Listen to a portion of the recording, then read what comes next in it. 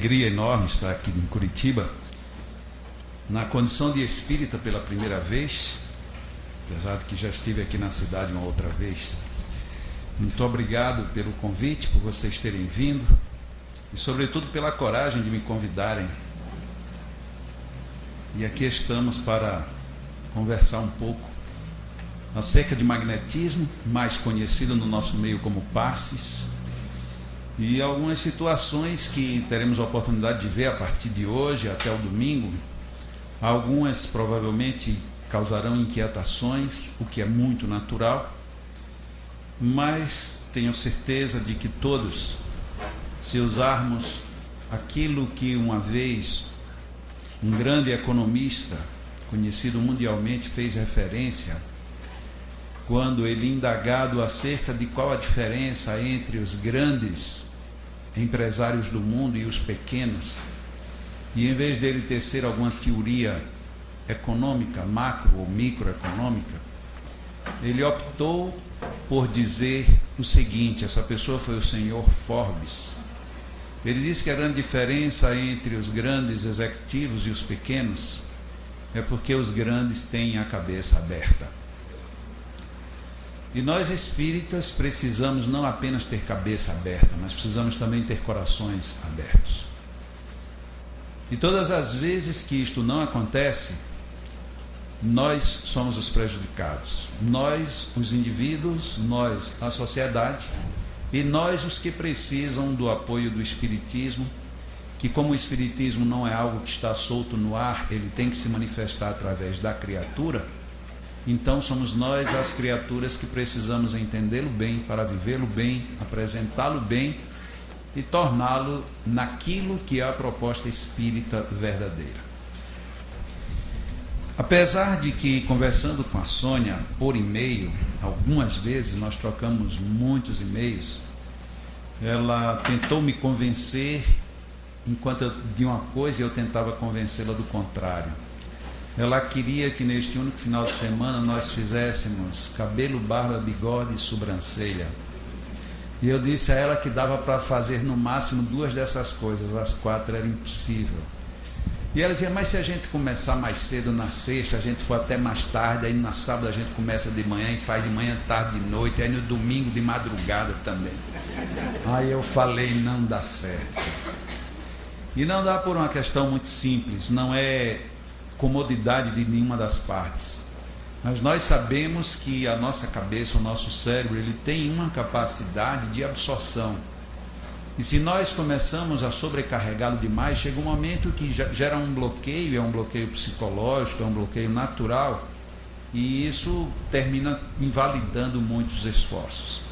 E principalmente porque neste tema, mesmo sendo um tema muito conhecido dos espíritas, é um tema que, na minha visão muito pessoal, ele foi muito mal acomodado.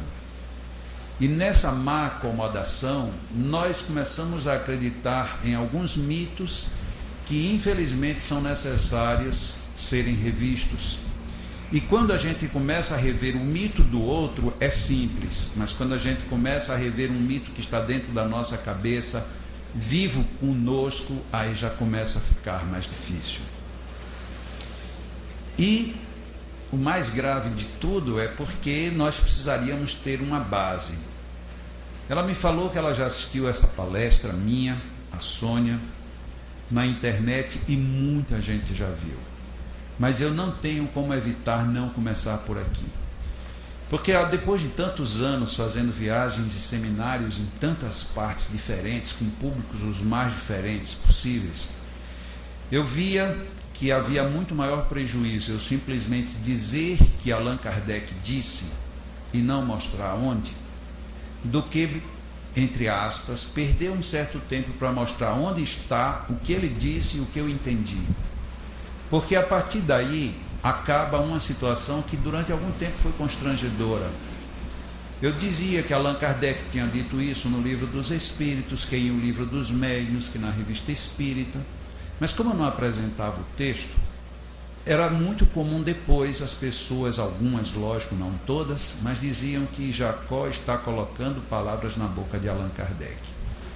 Quanto a mim, isso não me pesa absolutamente nada, porque eu tenho a minha consciência. Mas era desagradável porque às vezes um bom argumento da própria codificação era destruído porque a gente simplesmente considerava coisas da cabeça dos outros. Sendo assim, eu vou, apesar de com a Sônia ela queria que eu já entrasse mesmo na teoria para valer, vamos entrar pela teoria em cima da obra de Allan Kardec. E nós vamos começar já com a primeira passada aí do slide. Quem é que é você que vai ficar aí? Ótimo. Na barra de espaço, bata na barra de espaço. Isso, pronto. Allan Kardec, no livro dos Médiuns, capítulo 17, ele diz essa frase, que é uma frase que se aplica a praticamente todo tipo de ciência que a gente queira desenvolver, e não apenas para o espiritismo. Indispensável se faz o estudo prévio da teoria para todo aquele que queira evitar os inconvenientes peculiares à experiência. Isso todo mundo sabe. Eu quero ser dentista. Então a primeira coisa que eu vou fazer é pedir para alguém abrir a boca e começar a mexer no dente da pessoa, não é assim? Eu quero ser advogado, então a primeira coisa que eu vou fazer é chegar para um juiz e desafiá-lo. Também não vai dar certo. Eu quero ser um engenheiro, então a primeira coisa que eu vou fazer, eu vou juntar ferro, concreto e vou começar a construir uma qualquer coisa. No final isso não dá certo.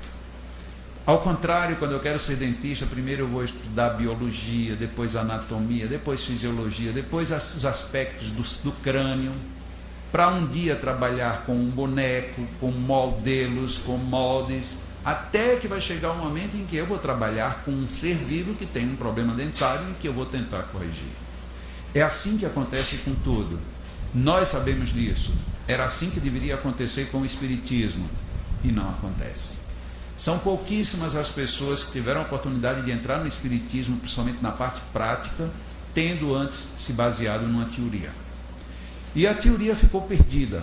Não apenas a teoria espírita, como no caso muito específico do magnetismo, a teoria do magnetismo. Que aí nós vamos ver aqui que Allan Kardec se referia. Por favor, Sônia. Nós temos aqui a primeira parte teórica. Onde está a teoria espírita? Aqui, lógico que todas as vezes que eu for dizer uma opinião pessoal, eu vou fazer questão de pontuar para que ninguém interprete diferente. Eu tenho uma visão muito pessoal de algo que aconteceu no movimento espírita que jamais deveria ter acontecido, jamais. Nós elegermos a obra espírita em cima de 5 livros apenas. Na hora que eu digo que a obra espírita se baseia em Livro dos Espíritos, Livro dos Médiuns, Evangelhos, Gênesis, Céu e Inferno, eu estou dizendo para o senhor Allan Kardec que o que ele fez com Revista Espírita não serviu de coisa nenhuma. Na hora que eu abro mão disso, eu não leio a revista, a Viagem Espírita, eu não leio o Principiante Espírita, eu não leio o que é Espiritismo, e eu vou perdendo uma série de informações que Allan Kardec teve um trabalho enorme para compor, porque a gente acha que somente 5 resolvem. E no meio espírita nacional ainda é mais complicado, porque a gente simplifica muito dizendo, olha, na realidade a gente só precisa de um evangelho no lar, e o evangelho no lar a gente pega o evangelho e abre por acaso e está resolvido. Então, a gente termina, vai diminuindo e chegamos a quase coisa nenhuma. E eu particularmente não conseguia entender o espiritismo até que eu tivesse lido Revista Espírita de ponta a ponta, porque tem assuntos contraditórios do próprio Allan Kardec. Um exemplo, em O Livro dos Médiuns, o segundo livro, ele coloca, quando estuda os aspectos da obsessão, no item subjugação, ele diz, subjugação outrora chamada de possessão, mas possessão não existe, e aí ele continua, ele vai em frente. Portanto, naquele momento, o senhor Allan Kardec desabonou a possessão. Mas quem lê regularmente o Evangelho segundo o Espiritismo tem uma surpresa, quando lá encontra o senhor Allan Kardec falando a subjugação e a possessão, portanto são 2 fenômenos distintos, e ele reconsiderou a partir do Evangelho segundo o Espiritismo que existia a possessão.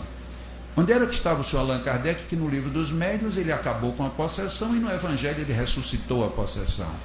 Como é que nós vamos entender de onde saiu um e de onde entrou o outro? Essa explicação está na Revista Espírita, mas se eu não leio Revista Espírita, eu vou ter que optar, ou eu fico com Allan Kardec do Livro dos Médiuns, ou eu fico com Allan Kardec do Evangelho segundo o Espiritismo, porque um está contraditando o outro. Allan Kardec, no Livro dos Médiuns, diz que não existia possessão porque ele fez a atribuição direta do termo. Possessão era definida como a posse por um demônio, um espírito criado e destinado eternamente para o mal. Como ele não acreditava que existisse um espírito destinado para o mal, não poderia haver possessão. Não porque não havia o fenômeno, mas não havia essa entidade que daria forma para que o fenômeno existisse. Mas estudando e continuando no prosseguimento do estudo, ele vê que é possível sim haver possessão, não demoníaca, mas possessão espiritual. Por isso que lá no Evangelho ressurge a expressão possessão, que no Livro dos Médiuns ele tinha rechaçado. Mas se eu não tenho nenhum zelo, nem nenhum cuidado de ler Revista Espírita, a Revista Espírita foi embora. E como é que eu vou saber que Allan Kardec teve tantas informações? Muitas vezes nós dizemos, essa resposta está no Livro dos Espíritos, foi o Espírito de Verdade.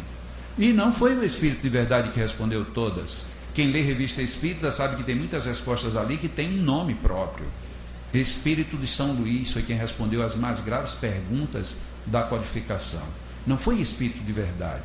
Outro tanto foi um espírito chamado Erasto, que era discípulo de Paulo. Como é que eu vou saber disso se eu não sei Revista Espírita? E aí fica a pergunta, por que nós espíritas aceitamos que a Revista Espírita desaparecesse? Ela desapareceu. E foi cômodo desaparecer, porque era caro. São 12 volumes desse tamanho. E ninguém podia comprar. Mas hoje, que na internet qualquer um pode baixar sem custo nenhum, por que ainda temos tanta distância da Revista Espírita? O que nos leva a esse afastamento? Por que a Revista Espírita não é, de fato, revivida no meio espírita? Nós não conhecemos Revista Espírita e, portanto, podemos dizer que não conhecemos Allan Kardec. Muita gente diz hoje que não lê Revista Espírita porque não tem tempo. E aí eu fico espantado com o senhor Allan Kardec. Porque ou ele era um despreocupado, um desocupado da vida, ou então alguma coisa está errada, porque na época ele não tinha Ctrl+C, Ctrl+V. Ele não tinha copia e cola, ele não tinha isso. Naquela época era tudo linotipo. Quando você mandava imprimir alguma coisa, era colocada letra por letra. E o senhor Allan Kardec nunca deixou de publicar um único número da Revista Espírita. O Livro dos Espíritos surgiu em 1800 e... Muito bem, no dia... Ótimo, maravilhoso. Então, menos de um ano depois, porque em janeiro de 1858, Allan Kardec publicou a Revista Espírita, o primeiro número. E nunca deixou de publicar nenhum número. E o que aconteceu nesse intervalo? Aconteceram todos os outros livros. Aconteceu o Livro dos Médiuns, aconteceu o Evangelho, aconteceu a Gênesis, aconteceu o Céu e Inferno, aconteceu Viagem Espírita e todos os demais. Como é que esse homem perdeu esse tempo precioso para a gente simplesmente pegar a Revista Espírita e arquivar? Por que a gente arquivou a Revista Espírita? Porque não temos tempo? Ou porque não temos zelo? Só que a parte magnética, apesar de muito bem colocada na codificação básica, vou chamar disso os 5 livros, nós não temos como ter a confirmação de tudo que não fosse na Revista Espírita. E nós vamos fazer uma viagenzinha por esses livros. Então,